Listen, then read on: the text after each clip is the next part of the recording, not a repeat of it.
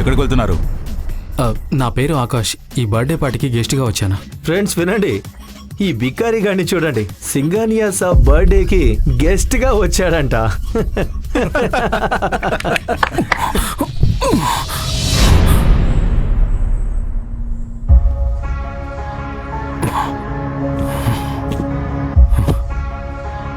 Aishwarya baby, ఇంటికి వెళ్దాం పద. బేబీ? ఐశ్వర్య? ఈ బికారి గారు నీకు తెలుసా?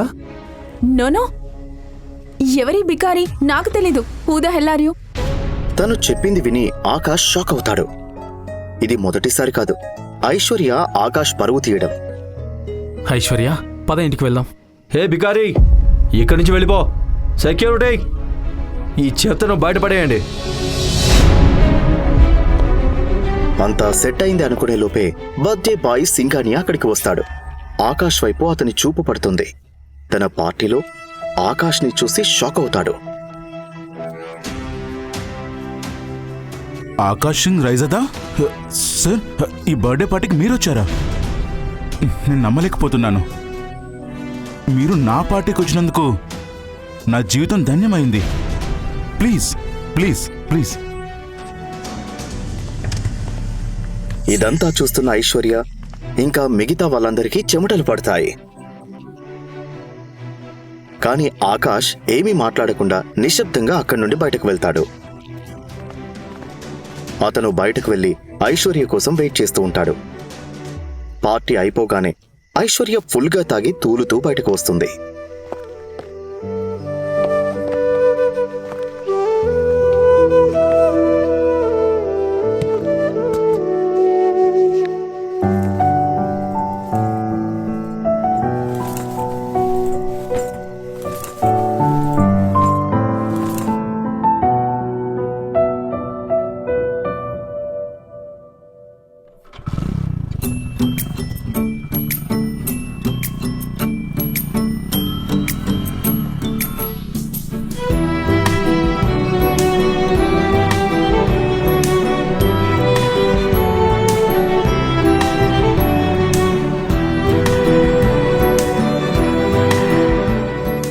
తనని తీసుకుని ఆకాష్ ఎలాగోలా అత్తగారింటికి వస్తాడు.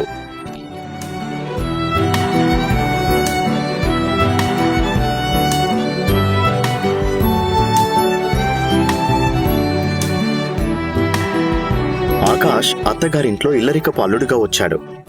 ఇంట్లో అందరూ తనని ఎగతాళి చేసేవారే.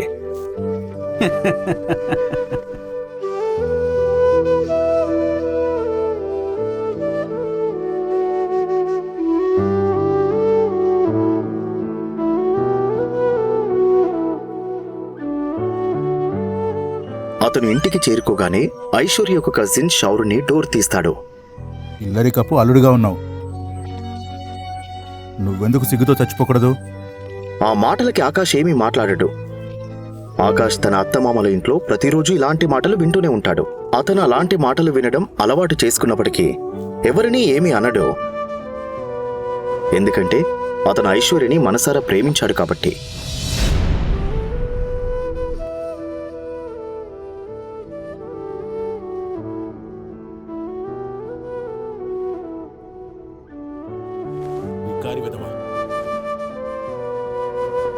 అతనికి ఒక బలమైన కారణముంది.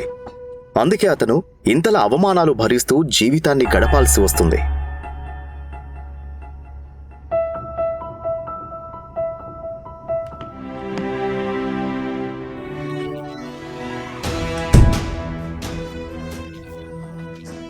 మీరందరూ నన్ను ఎగతాళి చేయొచ్చా, కానీ ఏదో ఒక రోజు నా గురించి మీకు అందరికీ తెలుస్తుంది. ఆ రోజు నేనేంటి మీకు అర్థమవుతుంది. ఆకాష్ వెనుక దాగున్న నిజమేంటి అది ఎవరికీ తెలియదు. అలానే ఎందుకో ఆకాష్ కూడా ఎవరికీ చెప్పలేదు.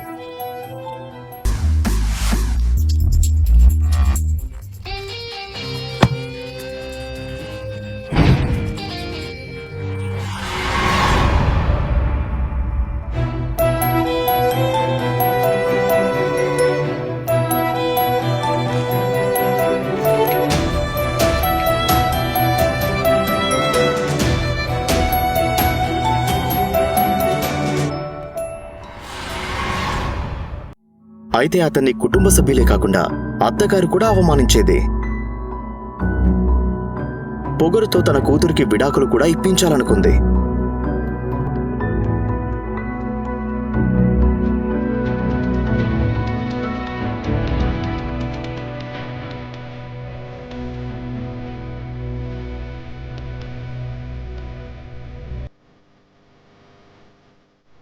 ఆకాష్, ఇప్పుడు మేము ఒకరిని కలవడానికి హోటల్కి వచ్చాం.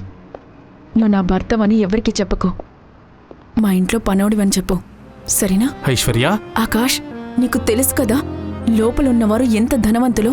నా భర్త ఇంత బిక్కారివాడని తెలిస్తే ఎంత అవమానంగా ఫీల్ అవుతారు. ఆకాష్ తన భార్య ఐశ్వర్య మాటలు విని సైలెంట్ అయిపోతాడు. ఐశ్వర్య తన బికారీ భర్త ఆకాష్ను అవమానించడం కొత్తేమీ కాదు. ఇంతకు ముందు చాలాసార్లు తనని అవమానించింది. ఐశ్వర్య మరియు తన కుటుంబం ఆకాష్ని చాతగాని వ్యక్తిగా చూస్తూ ఉంటారు. కానీ ఎవరూ ఏమన్నా ఆకాష్ వాటిని ఏం పట్టించుకోడు. ఎందుకంటే అతనికి తన భార్య ఐశ్వర్య అంటే చాలా ఇష్టం.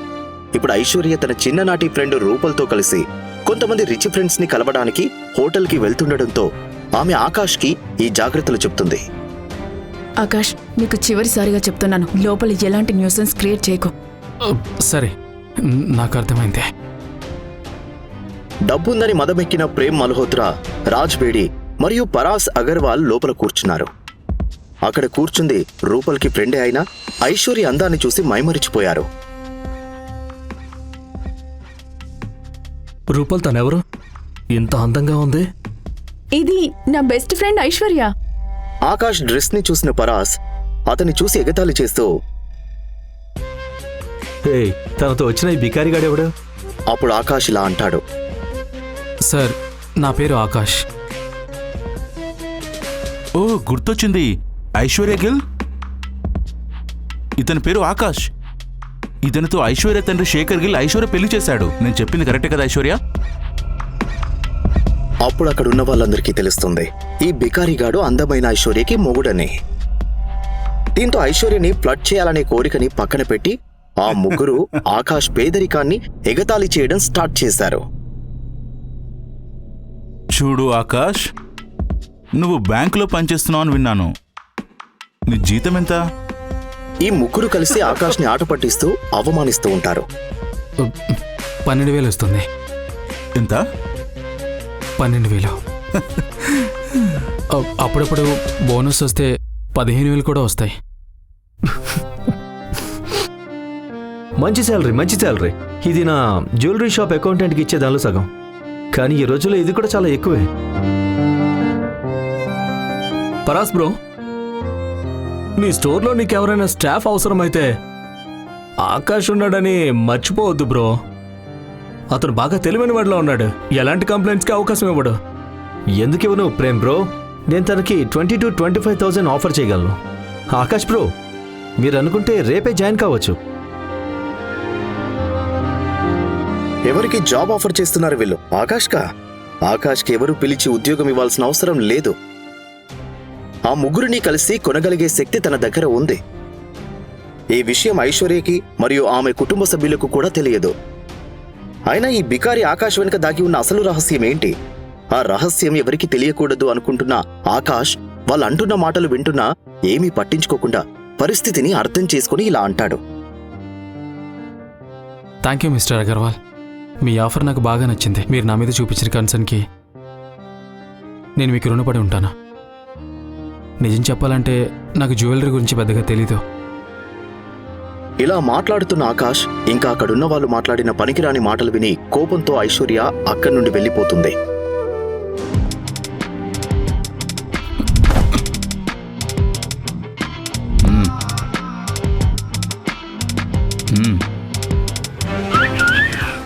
అక్కడ ఓ వ్యక్తి బాగా డ్రింక్ చేసి ఉంటాడు.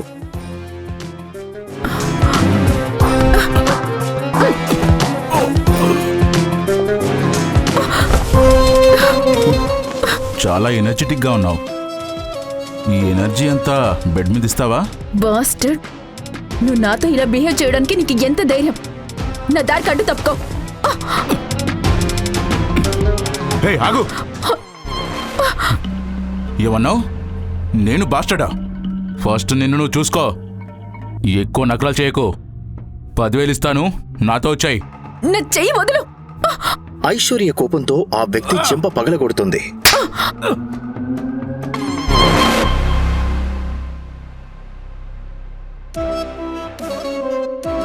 నీ చెంప దెబ్బకు ఎలా ప్రతీకారం తీర్చుకోవాలో నాకు బాగా తెలుసు. రైట్? ఆమెకి ఏం జరుగుతుందో అర్థం కాక భయంతో కళ్ళు మూసుకుంటుంది. కానీ ఐశ్వర్యకి బాటిల్ తాకలేదు.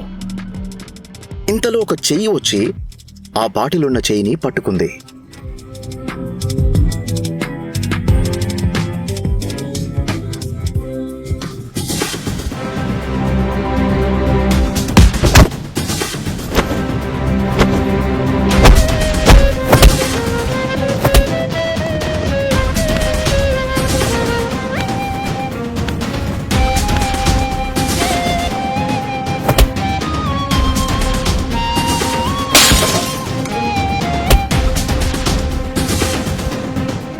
నీకు కొంచెం ఎక్కువైంది. ఎంత ధైర్యం ఉంటే నా భార్యతో ఇలా బిహేవ్ చేస్తావు? తనకి క్షమాపణ చెప్పి మర్యాదగా ఇక్కడి నుంచి వెళ్ళిపో. నా మీద చెయ్యి వేసి పెద్ద తప్పు చేశావు. నా మీద చెయ్యేస్తే ఏమవుతుందో నీకిప్పుడు చూపిస్తాను.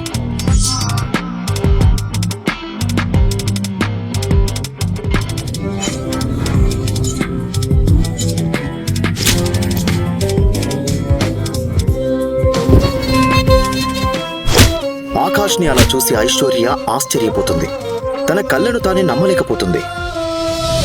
ప్రేమ్ మల్హోత్రా, రాజ్ బేడి జరిగింది విని అక్కడికి పరిగెత్తుకుంటూ వచ్చారు.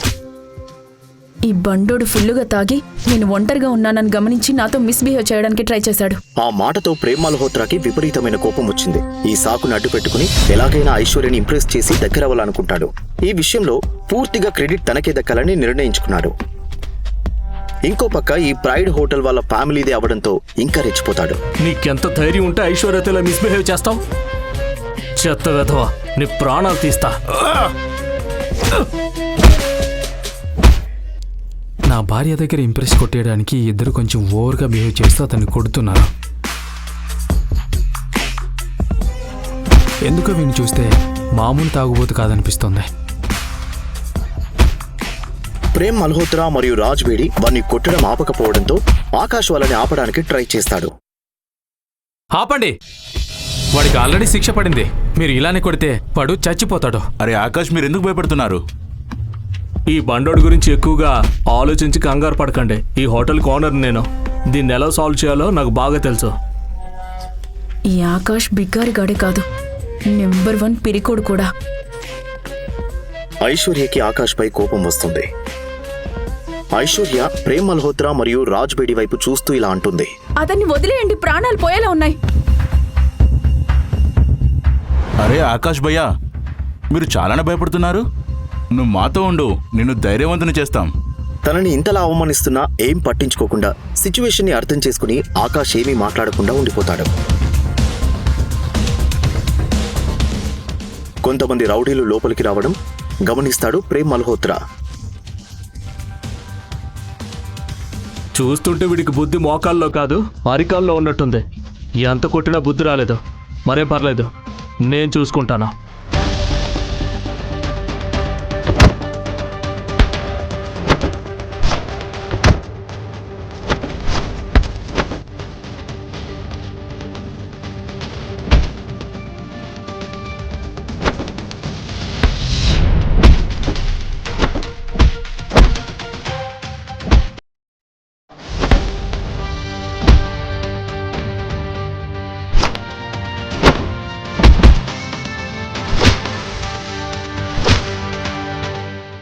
ప్రేమ్ మల్హోత్రా సాధారణ ఫైటర్ కాదు, కరాటేలో బ్లాక్ బెల్ట్ సాధించాడు.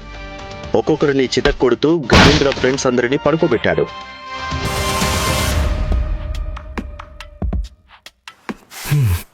మీరందరూ రౌడీలని చెప్పుకోవడానికి సిగ్గులేదా? వావ్, నువ్వు చిరుత పులి బ్రో. మీరు చాలా బాగా ఫైట్ చేశారు. ఇప్పుడు ఇంకా మనకి రౌడీల నుండి ఏ ప్రాబ్లం ఉండదు. మిస్ ఐశ్వర్య, రూపల్, మీరిద్దరూ ఓకే కదా? ప్రేమ్ అడిగిన ప్రశ్నకి ఇద్దరు అవునన్నట్టు తల ఊపారు. ప్రేమ్ ఐశ్వర్య కళ్ళల్లో ఆశ్చర్యాన్ని చూడాలి అనుకున్నాడు. కానీ ఐశ్వర్య కళ్ళు తన భర్త ఆకాష్ వైపు ఉన్నాయి. కానీ తను రౌడీల వైపు చూస్తున్నాడు.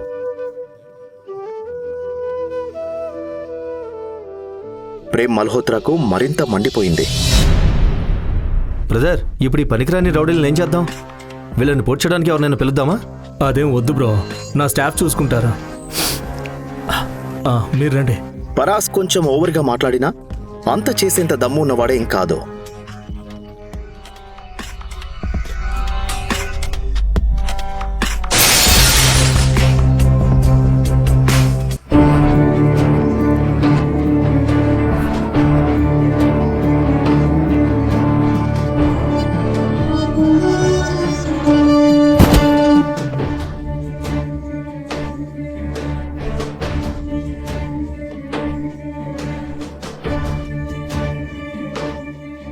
అచ్చా, మీరంతా ధైర్యవంతులు అనుకుంటున్నారా? అలా అయితే నాతో కూడా ఫైట్ చేయండి. అవును, అయినా నేనెందుకు భయపడతాను? మీ అందరితో ఫైట్ చేయడం నాకు ఇష్టమైన ఆట. కానీ ప్రేమ్ మల్హోత్రాకి తెలియదు తన ముందు నిలబడి ఉన్న వ్యక్తి ఎవరో అని. తనని చూడగానే ప్రేమ్ మల్హోత్రా మాట్లాడడం మానేశాడు. ఎందుకంటే అతని ముందు నిలబడి ఉన్న వ్యక్తి సాధారణ రౌడీ కాదు, విక్కీబాయ్.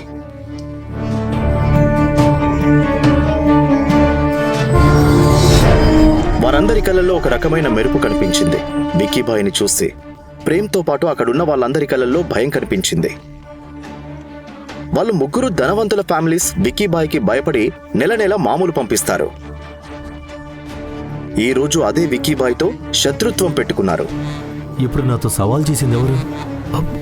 బ్రదర్, మీరు సరదాగా మాట్లాడడం, మీరు మా ముందున్నారని నాకు తెలీదు. దయచేసి మమ్మల్ని క్షమించండి. ఓ, మీరు జోక్ చేశారా?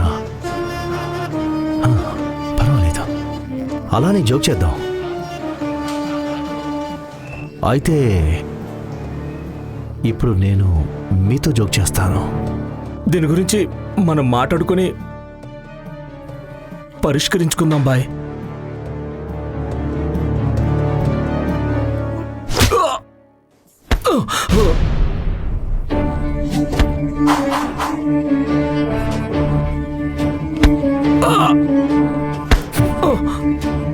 నా జోక్ నీకు నచ్చిందా? బ్లాక్ బెల్ట్ ఫైటర్ ప్రేమ్ నేలపై పడుకుని గట్టిగా అరవడం మొదలుపెట్టాడు. ఫరాస్ మరియు రాజ్ బేడి తమ కళ్ళను నమ్మలేకపోయారు. నవ్వు! భయంతో విక్కీబాయ్ కాళ్ళు పట్టుకున్నారు. నవ్వు!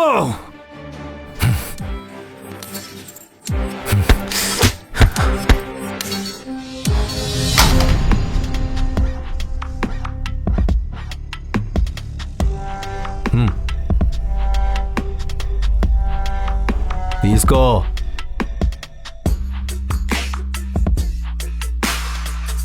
ప్లే చేయి.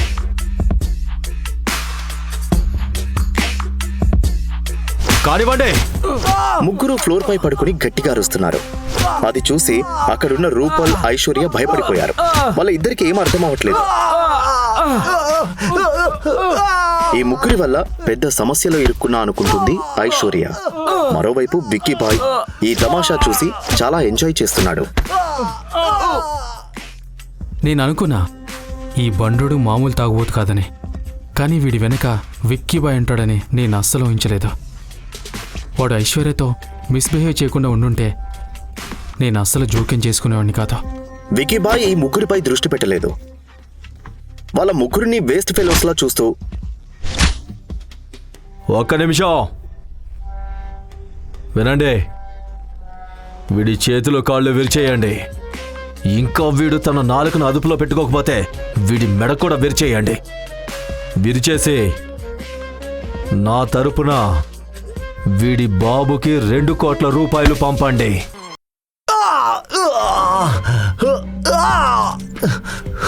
ఆపండి, ఆపండి, ఇంకా ఆపండి అని ఐశ్వర్య అనగానే భాయ్ తన వైపు చూశాడు.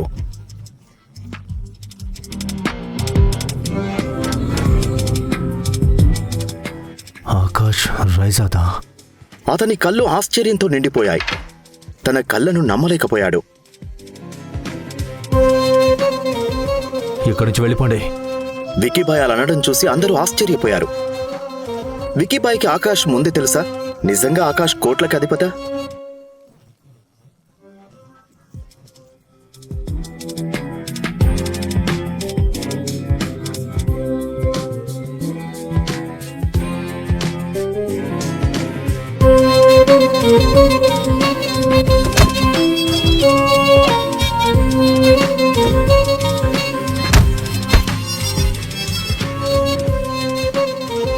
అలా అయితే అతను బికారి అల్లుడిగా మారి సాధారణ జీవితాన్ని ఎందుకు గడుపుతున్నాడు?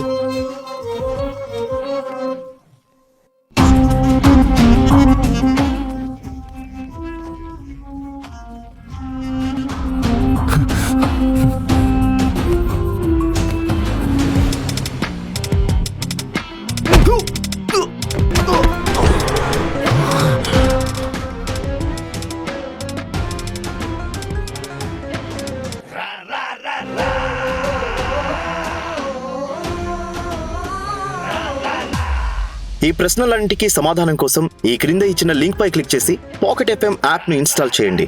ప్రపంచవ్యాప్తంగా సంచలనం సృష్టించిన ది బాస్ కథని వినండి.